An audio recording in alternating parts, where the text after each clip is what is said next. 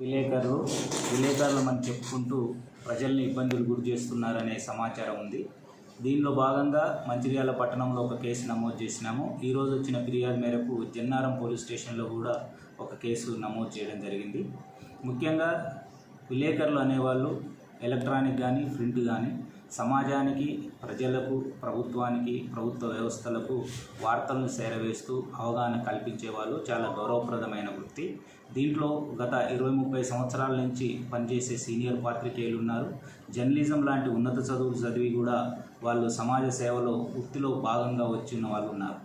కానీ కొంతమంది ఇటీవల కాలంలో ఇతరత్ర పేర్లు పెట్టుకొని విలేకరులు కాకపోయినా విలేకరులమని చెప్తూ సొంత డబ్బుల ఆదాయం మార్గంగా ప్రజల్ని పీడించడం కోసం, ప్రజల్ని భయపెట్టియడం కోసం ఇతర వ్యాపార సంస్థల దగ్గర కూడా పోతున్నట్టు తెలిసింది.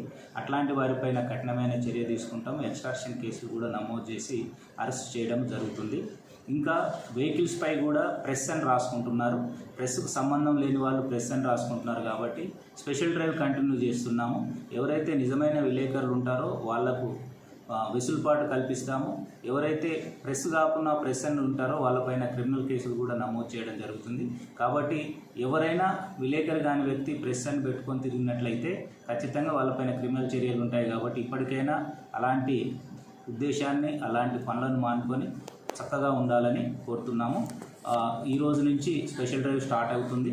దాని ప్రకారము క్రిమినల్ చర్యలు తీసుకోవడం జరుగుతుంది.